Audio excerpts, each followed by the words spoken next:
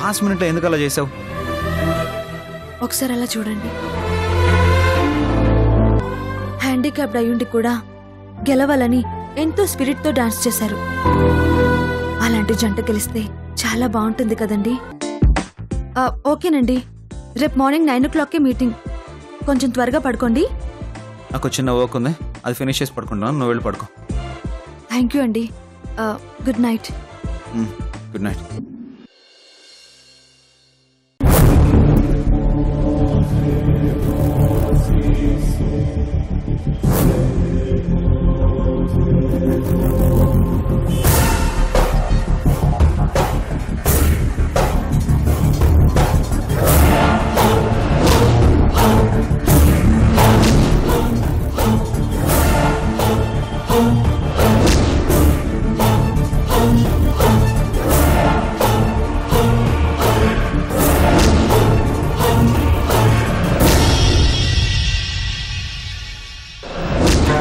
దాంతో కలిసి ప్రయాణం చెయ్యడమే చిరాకని చెప్పి చిలక గోరింకల్లా బాలే కలిసిపోతున్నారా.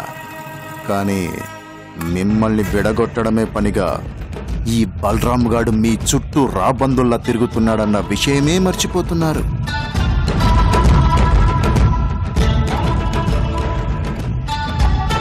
Hi bro. Hi bro.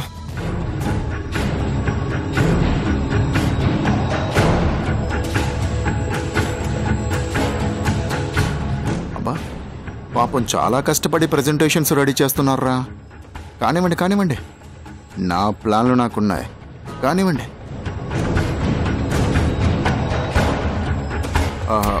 ఓ, వర్క్ మోడ్లో ఉన్నావా? Super bro, super. అదే బ్రో, రేపు ఫైనల్ ప్రెజెంటేషన్ ఉంది కదా, ఇంకా బెటర్మెంట్ చేస్తున్నాను. Very good bro, all the best. Thank you bro. అవును, మధ్యాహ్నం నుంచి కనిపించలేదు, ఎక్కడికి వెళ్ళావు? నీకేమో మీనాక్షితో మాట్లాడడానికే సరిపోతుంది. తనతో మాట్లాడుతుంటే టైంపాస్ అవుతుంది. అంటే ఐ మీన్ ప్రాజెక్ట్ వర్క్ విషయంలో మునిగి తేలుతున్నారు అంటున్నాను. కానీ నాతో మాట్లాడడానికేమో ఇక్కడెవరూ లేరు. పిచ్చ బోరింగ్గా ఉంది. అందుకే అలా అలా తిరిగేసి వస్తున్నాను. సారీ బ్రో, వర్క్ టెన్షన్లో పడి నీతో మాట్లాడడానికి కూడా టైం కుదరడం లేదు. ఏమనుకోవద్దు ప్లీజ్. అయ్యో భలే వాడివి బ్రో, ఇది మన ప్రాజెక్ట్ వర్క్. నువ్వు ఇందులో ఇలా ఇన్వాల్వ్ అవ్వాలని, ఈ క్రెడిట్ అంతా నీకు దక్కాలనే కదా నిన్ను బతిమాలి మరీ తీసుకొచ్చింది. మరి ఆ మాత్రం అర్థం చేసుకోలేనా చెప్పు? Thank you bro, thank you so much.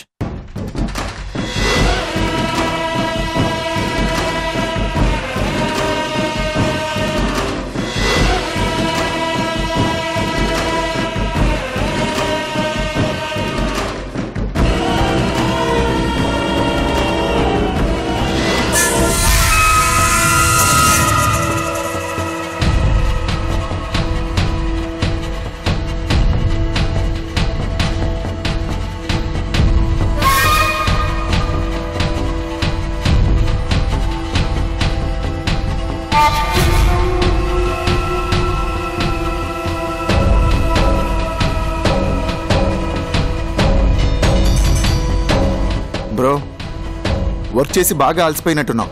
రా మందేద్దాం, కొంచెం రిలాక్స్ అవుతావు. లేదు బ్రో, నాకు కొంచెం వర్క్ ఉంది. Sorry, you carry on.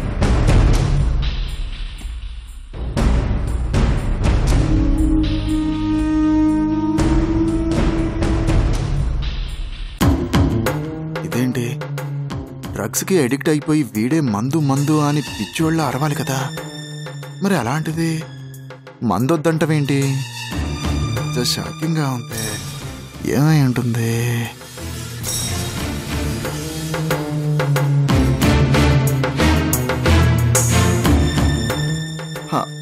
ఏంటో బ్రో, కనీసం ఇప్పుడైనా కంపెనీ ఇస్తామనుకున్నాను. కానీ నీకు కంపెనీ ఇచ్చేంత టైం లేదు, పక్కకి వెళ్ళరా అని చాలా సింపుల్గా చెప్పేశావు. Thank you bro. అదేంటి బ్రో ఒకేసారి అంత మాట అనేసావు? నిజమే కదా బ్రో, ఉదయం నుంచి అంటే వర్క్లో ఉన్నావు కదా, డిస్టర్బ్ చేయడం ఎందుకులే అని పిచ్చోళ్ళ అటు ఇటు తిరుగుతున్నాను. మరి ఇప్పుడు కూడా నువ్వు నా పరిస్థితిని అర్థం చేసుకోకపోతే దాని అర్థం అదే కదా బ్రో. నిన్ను ఇబ్బంది పెట్టినందుకు ఐఎమ్ సారీ బ్రో. బ్రో నువ్వు కాదు, నిన్ను అర్థం చేసుకోలేకపోయినందుకు నేనే నీకు సారీ చెప్పాలి. ఇప్పుడు ఏంటి, నీకు కంపెనీ ఇవ్వాలి అంతే కదా? ఓకే స్టార్ట్ చేద్దాం. Let's start bro, come on. Thank you bro. Come on come on come.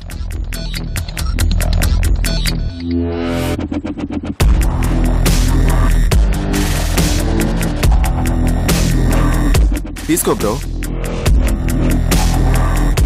Cheers.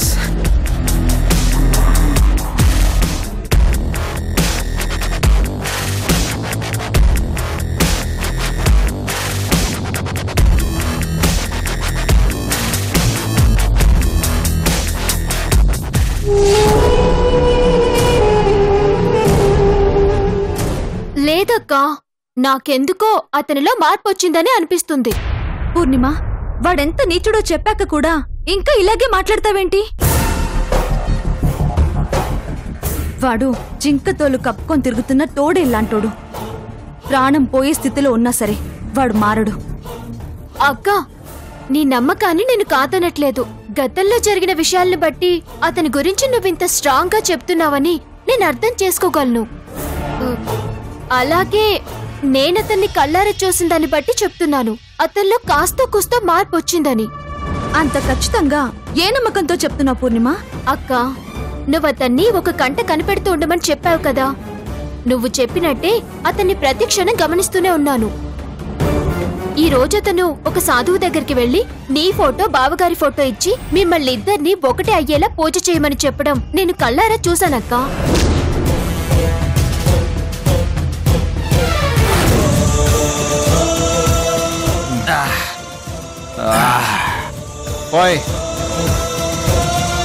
ఇది చాలదా అక్క, అతనిలో ఎంతో కొంత మార్పు వచ్చిందని చెప్పడానికి? వాడిలా కొత్తగా పూజలు పునస్కారాలు స్టార్ట్ చేశాడంటే వాడి మీద కొత్త డౌట్లు స్టార్ట్ అవుతున్నాయి పూర్ణిమ. ఖచ్చితంగా దీని వెనక కూడా ఏదో ఒక ప్లాన్ ఉండే ఉంటుంది. సరేనక్క, నువ్వు చెప్పినట్టే ఏదో ఒక ప్లాన్ ఉందని కాసేపు అనుకుందాం. అలా అయితే అందరి ముందు పూజ చేయించి నటిస్తాడు గాని ఇలా ఎవరు లేని చోటుకి వెళ్లి ఎందుకు చేయిస్తాడు చెప్పు? అసలిందులో ఏదో ఒక కుట్రుందని, ప్లాన్ ఉందని ఏ ఆధారాలతో అనుకోగలం చెప్పక్క. అక్క, అతను మారిపోయాడని చెప్పడానికి ఇదొక్కటి మాత్రమే కాదు, చాలా ఎగ్జాంపుల్స్ ఉన్నాయి. అవునక్క, అసలు బావగారిని అంత బతిమాలి ఇక్కడికి తీసుకొచ్చింది ఏదో ఒక విధంగా మీ మధ్య ఉన్న దూరాన్ని పోగొట్టడానికట.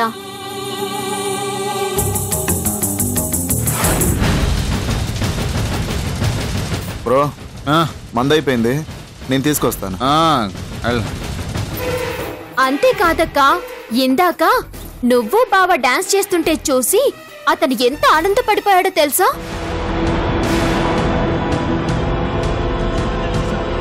మీ డాన్స్ అయిపోయేంత వరకు ఆ ఆనందాన్ని నాతో షేర్ చేసుకుంటూనే ఉన్నాడు.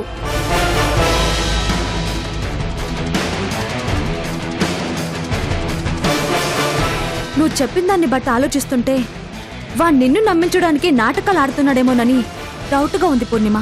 ఏంటక్క నువ్వు చెప్పేది? అతనికి నన్ను నమ్మించాల్సిన అవసరం ఏముంటుంది? ఎందుకంటే అతడు మంచోడు అన్న విషయాన్ని నీ ద్వారా అందరికీ చెప్పించాలని, అతడు మారిపోయాడని నీ ద్వారా నన్ను నమ్మించాలని. లేదక్క, చూస్తుంటే అలా అనిపించట్లేదు. చూద్దాం పూర్ణిమ.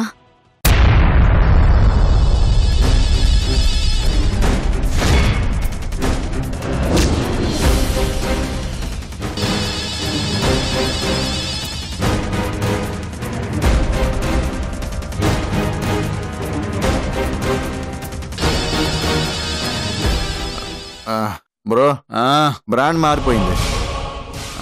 పర్లేదా? కానీ ఏదో ఒకటి పోయి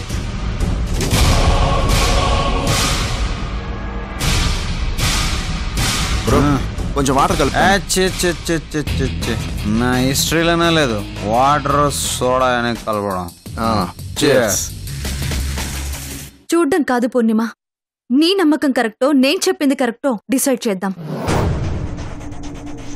అంతేకాదు ఆయన్ని ఇక్కడికి తీసుకురావడం దగ్గర నుంచి ఈ కనెక్టెడ్ రూమ్లు తీసుకోవడం దాకా ఉన్న కథ ఏంటో, అలాగే మధ్య మధ్యలో వాడు నీకు చెప్తున్న కథల వెనుకున్న మర్మం ఏంటో, అన్నిటికీ మించి వాడి నిజస్వరూపం ఏంటో ఈ రోజే తేల్చేద్దాం.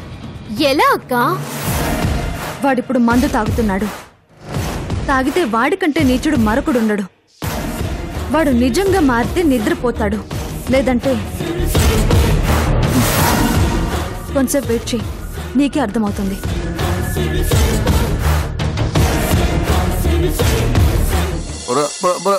జాగ్రత్త బ్రో, జాగ్రత్త జాగ్రత్త జాగ్రత్త జాగ్రత్త.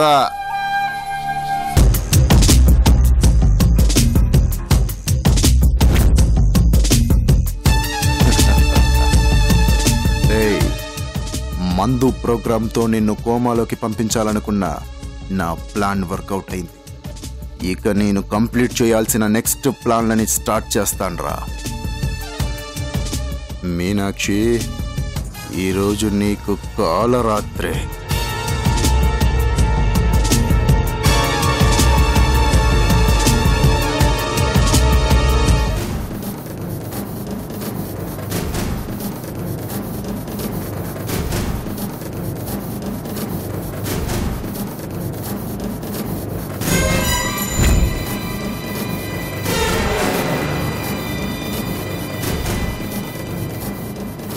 డిలీట్. ప్రజెంటేషన్ ప్రోగ్రామ్ ఈజ్ నాశనమే. ఇక నెక్స్ట్ ప్రోగ్రామ్ ఈజ్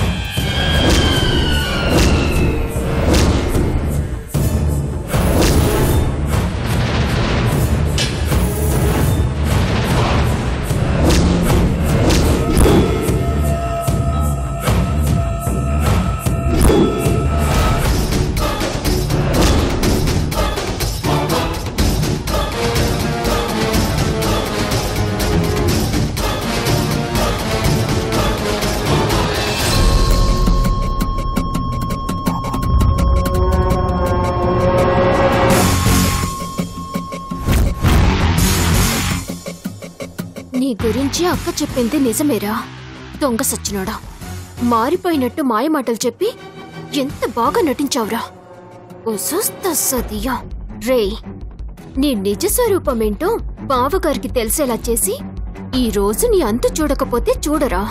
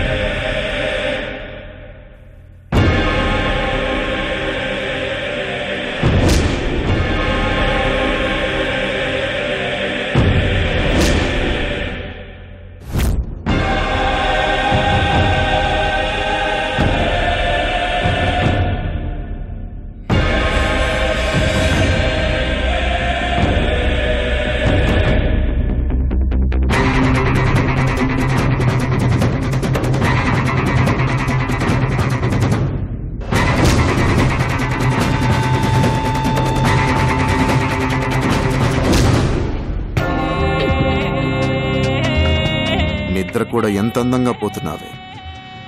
హ, ఈ అందం నా సొంతం ఎప్పుడవుతుందా అని ఎన్నాళ్ళ నుంచి ఎదురు చూస్తున్నానో తెలుసా?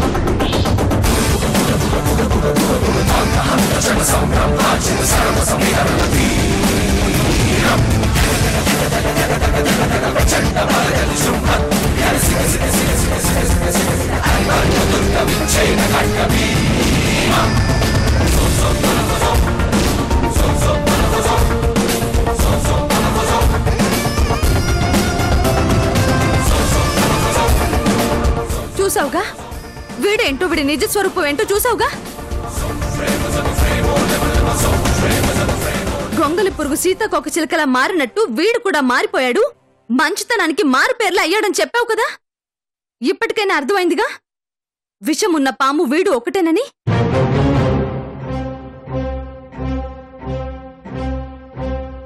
ఆ రోజు గీత చెరిపేయడం దగ్గర నుంచి ఈ రోజు సాధు దగ్గరకు వెళ్లి పూజలు చేయించడం వరకు చూసి నువ్వు నిజంగానే మారిపోయావనుకున్నాను. ఇన్ని నాటకాలు, ఇన్ని డ్రామాలు ఆడుతున్నావా?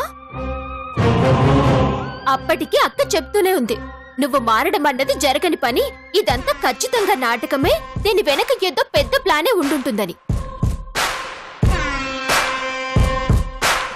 కానీ నేను మాత్రం నువ్వు నిజంగానే మారిపోయావని పిచ్చిదానిలా వాదించాను.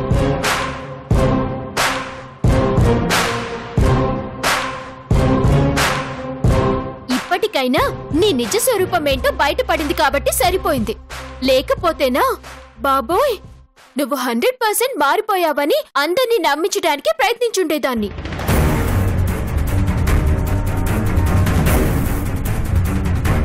ఇదిగో, ఇలా మాటలతో వదిలేస్తాననుకోకు. నీ నిజ స్వరూపం మొత్తం ఇందులో ఉంది. దీన్నిప్పుడే క్రిష్ గారికి చూపిస్తాను. నీ సంగతేంటో తేలుస్తాను. రా అక్క. చంపేయండి పూరి.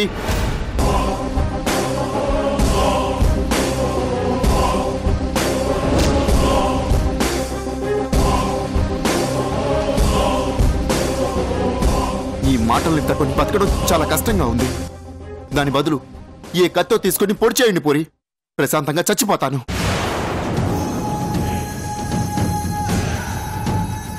నాలాంటి వాడు మారాడని చెప్తే ఈ ప్రపంచంలో ఎవరు నమ్మరు. అందులోనూ మీనాక్షి అస్సలు నమ్మదు. అందుకే చంపేయండి పూరి. అప్పటికైనా మీకు నమ్మకం కలుగుతుందేమో. చంపేయండి. నీలో మంచి నటుడున్నాడు బలరాం. నీ నిజ స్వరూపం ఏంటో ఆధారాలతో సహా దొరికిపోయి ఆయన నిన్ను కుక్కని కొట్టినట్టు కొట్టబోయే పరిస్థితి రాగానే కొత్త నాటకానికి భలే తెరతీసావుగా.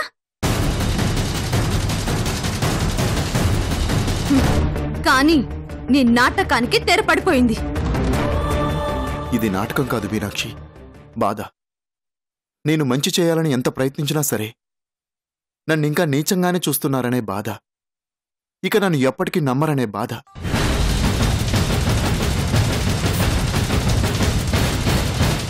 అందుకే నేను మారిపోయానని నిరూపించుకోవడం నా వల్ల కాని పని అని చచ్చిపోవడం నయం అనుకుంటున్నాను. చాలు.